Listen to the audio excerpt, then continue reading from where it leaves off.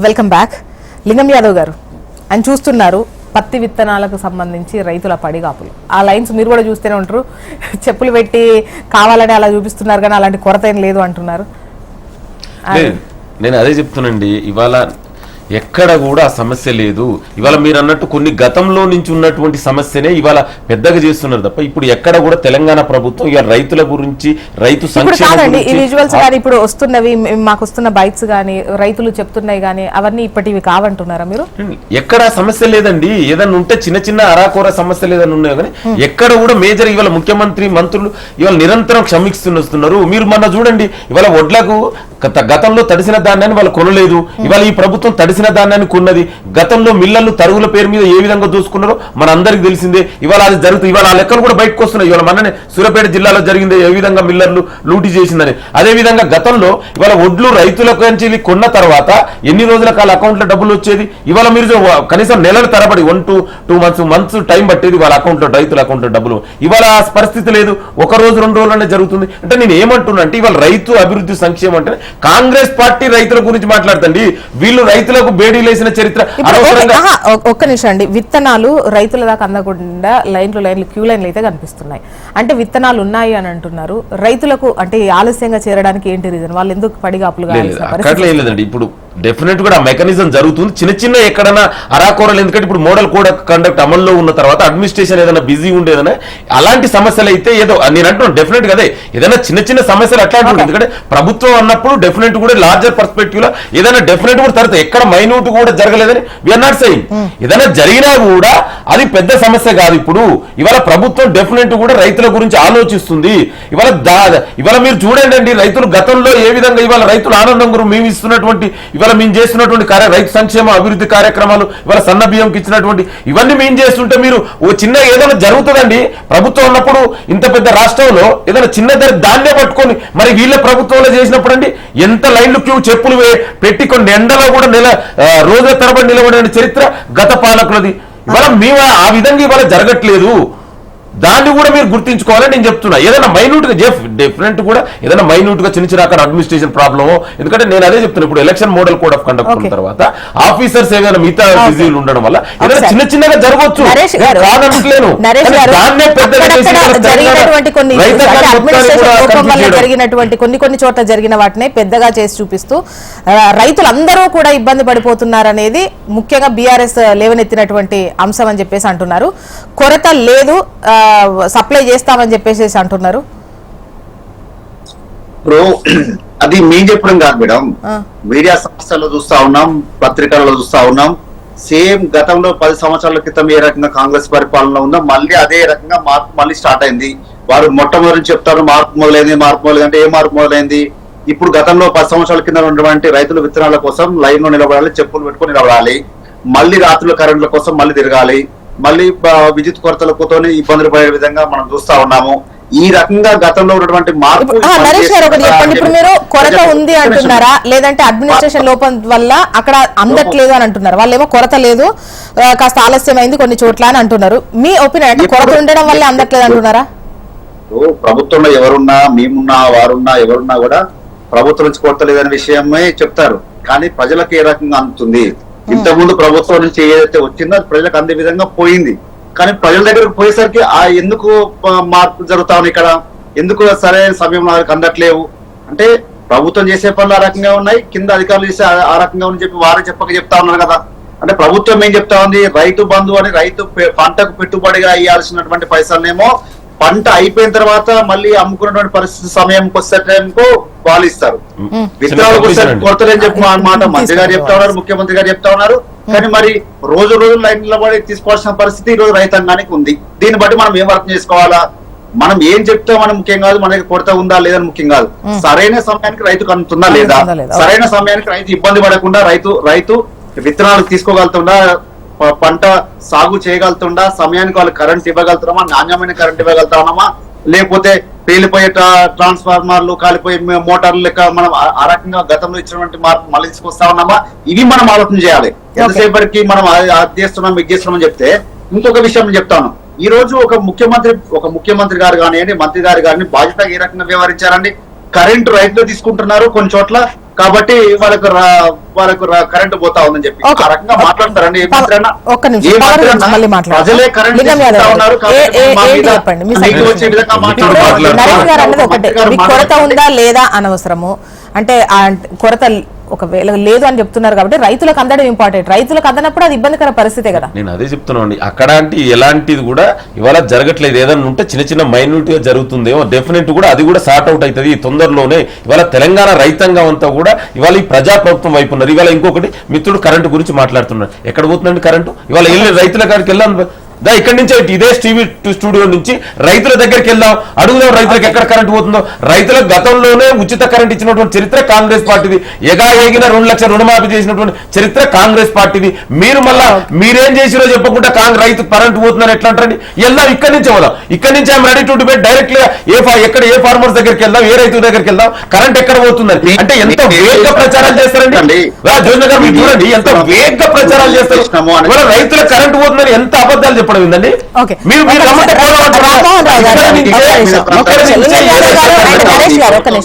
రామ్మోహన్ రావు గారు, ఇంతకుముందు లింగం యాదవ్ గారు మాట్లాడుతూ గత ప్రభుత్వాలు అంటే ముఖ్యంగా ఈ విత్తన కొరతకు సంబంధించి గత ప్రభుత్వంలో పరిస్థితి మేము చూసాము, ఈ విధంగా క్యూ లైన్ లో అన్నారు. అండ్ నరేష్ గారు అంటున్నారు అంతకు ముందు కాంగ్రెస్ ఉన్నప్పుడు ఎటువంటి పరిస్థితుల్లో, మళ్ళీ కాంగ్రెస్ వచ్చినాక ఆ పరిస్థితి. రెండు గత ప్రభుత్వాలకు సంబంధించి మాట్లాడారు. అండ్ మీ ఒపీనియన్ ఏంటి విత్తన కొరతకు సంబంధించి ఈ మధ్య కాలంలో మీరు వింటున్నటువంటి వాటిపైన మీ అభిప్రాయం చెప్పండి. మనకు తెలంగాణలో ఒక సామెత ఉంది, పటేల బొర్ర వంకర అంటే అంబాలు కాకుండా చూడరు చేయాల్సిన పని అది. నేనంటే గత ప్రభుత్వాన్ని చేసుకుంటే 6 నెలలు అయిపోయింది, ఏనుగంత సమస్య ఎదురు కనపడుతుంది, కరెంటు సమస్య కనపడుతుంది, నీళ్ల సమస్య కనపడుతుంది, విత్తనాల సమస్య కనపడుతుంది. లేదు అని కొట్టివేస్తే లాభం లేదు. కానీ విత్తనాల సమస్యకు 2 కోణాలు ఉన్నాయి. నేను ఆదిలాబాద్ జిల్లాలో ఉన్నాను కనుక ఒక ప్రాంతం మనకు ఒక సామెత ఉంది తెలంగాణలో కూడా, అంత దేశం అంతా కూడా, క్షేత్రం మెరిగి విత్తనం పాత్ర మెరిగి పిచ్చం పెట్టాలంట. ఇవాళ ఆదిలాబాద్ జిల్లాలో ఫలానా కంపెనీకి బాగా డిమాండ్ ఉంది. పోయినసారి అంతకుముందు వరుసగా 3 ఏళ్ళ నుంచి 6 విత్తనాలు వాడుతున్నారు. ప్రభుత్వం చేయాల్సిన పని ఉంది, అక్కడికి 6 బ్రాండ్ విత్తనాలు పంపాలి. ఇప్పుడు ఏమైందంటే వేరే బ్రాండ్ విత్తనాలు అందుబాటులో ఉన్నాయి, వాళ్ళకి కావాల్సిన బ్రాండ్ విత్తనాలు రావడం లేదు. ఆదిలాబాద్ జిల్లా సమస్య చెప్పండి. మిగతా అన్ని చోట్ల ఇట్లాంటి సమస్యలు ఒకటి ఉన్నాయి. గతంలో ఈ చెప్పులు పెట్టుడు, పాస్బుక్లు పెట్టుడు అని గత ప్రభుత్వంలో చూసినాం కదా మనం, ఎప్పుడు 10 ఏళ్ల క్రితం. మళ్ళీ ఎందుకు వస్తున్నది? కొంచెం ఇప్పుడు వీళ్ళు ఏం చేస్తున్నారంటే కాంగ్రెస్ ప్రభుత్వంలో పెద్ద ఛాలెంజ్ ఏమైందంటే, రాగానే వరుసగా ఎన్నికలు వస్తున్నాయి, ఎన్నికలు కూడా వచ్చింది, దానిదే రాదని వస్తుందని తెలుసు అందరికి కూడా. చేసే పని ఏంటి? ప్రభుత్వాన్ని నడిపించడంలో కొంత అలసత్వం వహించిండ్రు. కొత్త సమస్య నెత్తిన వేసుకుని, ఇప్పుడు ఏమన్నా చిన్న సమస్య, పాట సమస్య, ఇవి కాదు కదా ముఖ్యం అంటున్నాను. మార్చే క్రమంలో మార్చుకోనియండి. 6 నెలల టైం ఉంది, పొద్దుంది పొలం ఉంది, ఇంకా 4.5 ఏళ్ళు ఉంది వాళ్ళ ప్రభుత్వం కనుక. అది చేసే పనులు ఇవాళ సమన్వయం సాధించకుండా కరెంటు విషయంలో కష్టాలు వచ్చినాయి. కరువుకు పాలకులు ఏం చేయలేరు, కరువును ఎదుర్కోవడంలో పాలకులు చేయాల్సిన పని అంటున్నారు. నువ్వు వర్షాలు పడకపోతే ఏ పాలకుడు ఏం చేయలేడు, కానీ వర్షాలు పడకపోతే ఏం చేయాలి అంటే డిజాస్టర్ మేనేజ్మెంట్ అంటారు. అది వర్షాలు వచ్చినా అతివృష్టి అయినా అనావృష్టి అయినా ఏం చేయాలనే ఆలోచన లేకపోతే ఎట్లా అంటున్నాను అంటే, ఈ 6 నెలలుగా రాజకీయ సమస్యలు పట్టించుకున్నంత సామాజిక సమస్యలు, ప్రజల సమస్యలు పట్టించుకోలేదు అంటున్నారు. ఉదాహరణకు రుణమాఫీ గురించి పెద్ద ఎత్తున బేసిదానికి పోయి ఆగస్టు 10 అంటున్నారు. నేనేమంటున్నానంటే ఎప్పుడు చేయాల్సిన పాటు అప్పుడు చేయాలంటున్నాను.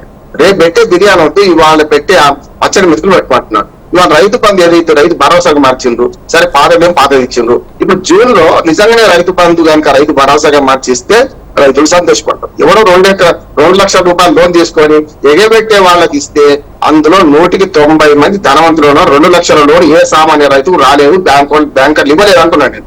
2 లక్షల రుణమాఫీ కంటే ఇవాళ జూన్ నెలలో కనుక రైతు బంధుని కనుక వేయగలిగితే స్పష్టంగా చెప్తుంది. 5 ఎకరాలు 10 ఎకరాలు పరిమితి చేయండి కాదట్లేదు నేను, కానీ రైతు బంధు కలిగితే అది ఉంటది. అట్లాగే అదునుకు అదన ఉండాలి, ముందన్న ఉండాలి, మందన్న ఉండాలంట. ముందు అంటే అదునుకు ఇతరం వేయడం, మందన్న అంటే ఎరువు వేయడం.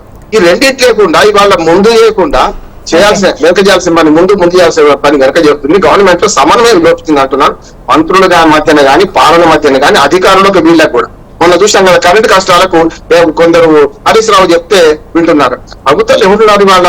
హరీష్ రావు చెప్తే వింటారా? వేల్పర్లు మరి కరెంటు పోతుంది వస్తుంది చూస్తున్నాం, మనం మోటార్లు కాలిపోతున్నాయి చూస్తున్నాం. నాకు వ్యవసాయం ఉంది కదా, మరి అన్ని అప్పుడు 24 గంటలకు వచ్చిందంటే కరెక్ట్ కాదు. 24 గంటలు రాకపోయినా రైతులు ఎవరు రోడ్డు మీదకి రాలేదు. వాళ్ళ విత్తనాల గురించి రైతులు ఎవరు రోడ్డు మీదకి రాలేదు ఇప్పటిదాకా. ఇప్పుడు వస్తున్నారు కదా రైతులు, బట్టి పిచ్చిలేసి రారు కదా, వ్యవసాయం విడిచి పెట్టుకుని రోడ్డు మీదకి అయితే కూర్చారు కదా. మనకు మళ్ళా మన మద్దతు ధరకు కొనే పరిస్థితిలో కూడా మట్టు కొనడంలో కూడా బయటకు వస్తున్నారు కదా. గతంలో కన్నా కేంద్రాలు ఎక్కువ ఉన్నాయని వీళ్ళు అంటున్నారు, నేనంటే తక్కువనే అంటున్నాను. గతంలో మా ఊళ్ళో ఒక కేంద్రం ఉండే, ఇప్పుడు నేను 4 కిలోమీటర్ల దూరం పోయి వడ్డీ కలిసి వస్తుంది. ఎందుకు వస్తుంది అది అంటే ఇవి కనపడుతున్నాయి కదా, కళ్ళ ముందు సమస్యలను మనం మసిమూసి పాలన చేయాలి, లాభం లేదు. పాలనా వైఫల్యంగా దీన్ని పరిగణించాలి. ముఖ్యమంత్రి కానీ క్యాబినెట్ కానీ దీన్ని పట్టించుకోకపోతే ఏమైంది అంటే విమర్శకు ప్రతి విమర్శ కరెక్ట్ కాదు. ఇప్పుడు తప్పుకు తప్పు ఒప్పెట్టయితే గతంలో కేటీఆర్ ప్రభుత్వం తప్పు చేసిన అనుకుందాం, దాన్ని ఒప్పు చేసే క్రమం చేయండి, కానీ దాన్ని మీరు మంచి చేయండి. కానీ దాన్ని విమర్శించుకుంటూ గత పాలకులు అంటే 10 ఏళ్ళు అయిపోయింది, ఏది కిరణ్ కుమార్ రెడ్డిగా కరెంట్ మొత్తం పోతాడు పోలే కదా. ఇప్పుడు ఏమంటున్నారంటే గత పాలకులు చేసిన తప్పులు మీరు చేయకండి, వాళ్ళ మీద నెపం మోపి మీరు ముందు తీసుకుపోండి, మీ మీదైన పద్ధతిలో రైతుల కష్టం కాకుండా చూడండి. కరువు వచ్చింది ఎదుర్కొందాం, రేపు వర్షాలు పడతాయో పడేవి తెలియదు. వీటిని ఎదుర్కొనే క్రమంలో ఒక ప్రణాళిక లేదు, సమన్వయం లేదు, ప్రణాళిక లేదు, ముందస్తు జాగ్రత్త లేదు. ఇప్పటికైనా ఎన్నికలు అయిపోయినాయి, మళ్ళీ ఎన్నికలు వస్తున్నాయి, పంచాయతీ ఎన్నికలు వస్తున్నాయి. అంటే ఈ ఎన్ని రోజులు అవుతుంది ఇట్లా? ఎన్నికలదారు ఎన్నికతే, పాలనదారు పాలనతే. పరిపాలనలు ఎవరున్నా ఇప్పుడు మనకు కాసే చెట్టుకే రాళ్ళు కొడతాం. పరిపాలన ఎవరు చేస్తున్నారు వాళ్ళ మీద విమర్శ వస్తుంది. పాత పాలన కూర్చుంటే లాభం లేదు.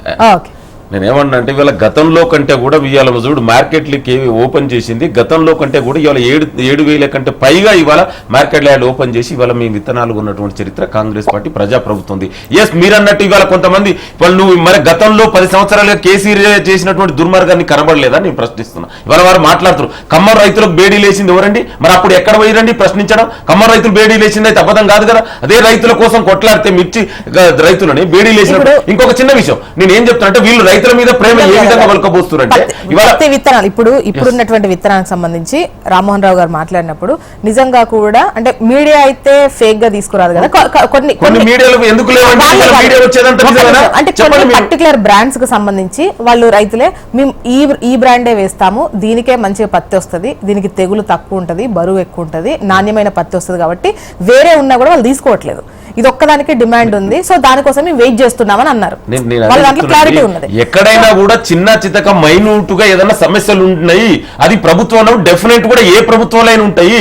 ఇవాళ మోడల్ కోడ్ ఆఫ్ కండక్ట్ ఉంది, దాంట్లో కూడా చిన్న చిన్న సమస్యలు రావచ్చు, కానీ మేజర్ గా రైతులు ఏ విధంగా ఉన్నారు దాన్ని చూడండి. ఈ ప్రభుత్వం రైతు సంక్షేమం కోసం ఏం చేస్తుందో మీరు చూడండి. ఇవాళ ఒక చిన్న సమస్య 10 ఏళ్ళుగా కేసీఆర్ సమస్యలు ఎంతమంది చూసుకోండి. ఇవాళ పవర్ పోతుందండి, ఎక్కడ పోతుందండి పవర్?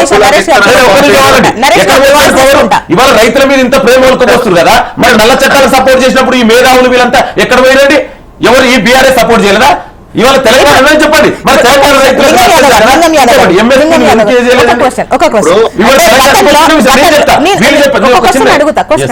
ఇప్పుడు రామ్మోహన్ రావు గారు మాట్లాడినప్పుడు గానీ దానికి మీరు సమాధానం చెప్తూ గతంలో వీళ్ళందరూ కూడా గత ప్రభుత్వంలో జరిగినటువంటి ఇప్పుడు ఆ 3 చట్టాలకు సంబంధించి కావచ్చు వీటన్నింటికి సంబంధించి మాట్లాడారు, విమర్శించారు. ఇప్పుడు మీరున్నారు, మీరు చేసే వాటిపైన విమర్శిస్తారు. మీ ప్రజాస్వామ్యంలో ప్రతిపక్షం ఉండాలని కోరుకునే పార్టీని విమర్శించండి, తప్పలేదు. సలహాలు సూచనలు ఇవ్వండి. మా ముఖ్యమంత్రి గారు స్వయంగా అసెంబ్లీలో చెప్పారండి. ఇంకో చిన్న విషయం, ఇవాళ తెలంగాణ పంట నష్టం వీళ్ళు ఇచ్చిరండి 10 ఏళ్లుగా ఫసల్ బీమాలో జారీ కాకపోవడం వల్ల తెలంగాణ రైతులు 10 సంవత్సరాలుగా పంట నష్టాన్ని నష్టపోయారు. మరి దీనికి సమాధానం కేసీఆర్ చెప్తారండి. కేసీఆర్ ముక్కు నేలకు రాసి తెలంగాణ రైతానికి సమాధానం చెప్పాలి. 10 సంవత్సరాలుగా పంట నష్టం అండి. ఈ ప్రభుత్వం రాగానే ఇవాళ కేంద్ర ప్రభుత్వంలో ఫసల్ బీమాలో జాయిన్ అయినాం, ఈ ముఖ్యమంత్రి గారు ఢిల్లీకి. మరి నువ్వు ఎందుకు చేయలేదండి అంటే మీరు ప్రేమ అర్థం చేసుకోండి. ఇవాళ తెలంగాణ రైతుల మీద ఎస్ మీరు అన్నట్టు జాయిన్ అవుతామని చెప్పొచ్చారా? నేనే జాయిన్ అవుతూ ఆల్రెడీ ప్రధానమంత్రిని కలిసి వచ్చాము, వ్యవసాయ శాఖ మంత్రిని కలిసాము. నువ్వు 10 సంవత్సరాలుగా చేయలే, మేము వచ్చిన ఇమ్మీడియట్ గానే చేసినాం కదా. ఇంకొకటి దాని గురించి క్లారిటీ, ఎందుకంటే ఆ రోజు మీటింగ్ లో దీనికి సంబంధించి కూడా మేము కూడా అవుతాము, దాని విధి విధానాలు చూసుకుంటామని చెప్పిన వరకు మాత్రం అదే చెప్తున్నా. వాళ్ళు 10 సంవత్సరాలే కనీసం దాని గురించి అన్నాడు. ముఖ్యమంత్రిని ప్రధానమంత్రి చాలా సార్లు కలిసారు గతంలో కేసీఆర్ గారు. వాళ్ళు దీని గురించి మాట్లాడలేదు. మేము అడిగినాం, ఇవాళ ప్రధానమంత్రిని కలిసినాం, వ్యవసాయ శాఖ మంత్రిని కలిసినాం. ఇవాళ తెలంగాణ రైతులకు న్యాయం జరగాలని మరి నువ్వు ఎందుకు చేయలేదు పంట నష్టం? చెప్పాలి మీరే. ఇప్పుడు రైతులకు మేము చేస్తున్నా కూడా చేయట్లేదు అంటున్నారు. చిన్న విషయాలు అక్కడక్కడ జరిగిన వాటినే పెద్ద ఎత్తున విమర్శలు తీసుకొస్తూ కాంగ్రెస్ రైతు వ్యతిరేకి అన్నట్టు చూపించే ప్రయత్నం చేస్తున్నారు. గతంలో మీరు చేసినవి ఎక్కడికి పోయాయి? ఇప్పుడు ఒకవైపు విద్యుత్ కొరత లేకపోయినా కరెంటు కొరత ఉందని తీసుకొస్తున్నారు అని చెప్పేసి, మరోవైపు పంట నష్టపరిహారం కూడా ఇవ్వలేదు, ఫసల్ బీమా దాంట్లో మీరు లేరు, మేము వచ్చాక జాయిన్ అయ్యాము అని చెప్పేసి అంటున్నారు. ఇప్పుడు వారి తప్పులను అయితేనేమో అధికారుల మీద ప్రజల మీద నెపం పెడతారు. కరెంట్ ఎందుకు పోతుందంటే హరీష్ రావు గారు మాట్లాడి కొంతమంది ఏం చేస్తావు, కొంతమంది అధికారులు చేస్తామని చెప్పి, లేదా ప్రజలు తనంతా తాను తీసుకొని ఒక లోడ్ చూపిస్తామని చెప్పి వారు మాట్లాడతారు. తర్వాత విత్తనాల కొరతలో ఎక్కడో ఒక దగ్గర జరిగితే ఇట్లా మాట్లాడతామని చెప్తా ఉన్నారు.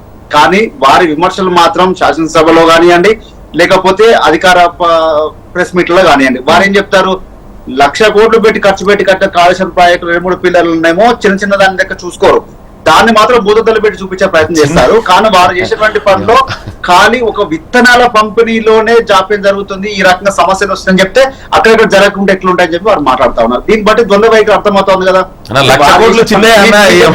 మేము గొప్పగా చెప్తా ఉన్నామంటే రామ్మోహన్ రావు గారు గుర్తు చేసారు, అంటే గత ప్రభుత్వంలో 2014 వరకు కిరణ్ కుమార్ రెడ్డి గారు తెలంగాణ వస్తే అసలు ఉంటారన్నారు, కానీ దాన్ని యాత్రిని సాధించుకుంటారు. ఆ తర్వాత ఈ రోజు నక్సలిజం విరుద్ధం చెప్పారు, కానీ ఆ రకంగా మనం ఎక్కడ పోకుండా శాంతి భద్రత విషయంలో కేంద్రం నుంచి, కేంద్ర ప్రభుత్వ సంస్థల నుంచి మనం మనల్ని పొందుకున్నాం, అవార్డు తీసుకున్నాం. అంటే ఈ రకంగా పోటీ పడి చేయాల్సిన పరిస్థితి నుంచి మీరు అది చేసిరు కదా అని చెప్పి మీరు ఆ మాట మాట్లాడారు కదా, మీరు అది చేసిరు కదా అని మేము ఇది చేస్తున్నాం, మా ఇట్లా తప్పు అవుతుంది, ఇది కాదు కావాల్సింది. తెలంగాణ ప్రజలకు కావాల్సింది అంటే గత ప్రభుత్వాల కంటే మెరుగ్గా పోటీ పడి అధికారంలో పోటీ ఫైనల్ రామ్మోహన్ రావు గారు ఈ విత్తనాల కొరతకు సంబంధించి ఎటువంటి చర్యలు తీసుకుంటే, ఇప్పుడు ఇది ఒక చోట 2 చోట్ల అక్కడక్కడే కావచ్చు, చాలా చిన్నవే కావచ్చు, వాటి అయినా కూడా ఇవి మామూలుగా మీకు సంబంధించి మీరు ఒక సజెషన్ ఇవ్వండి.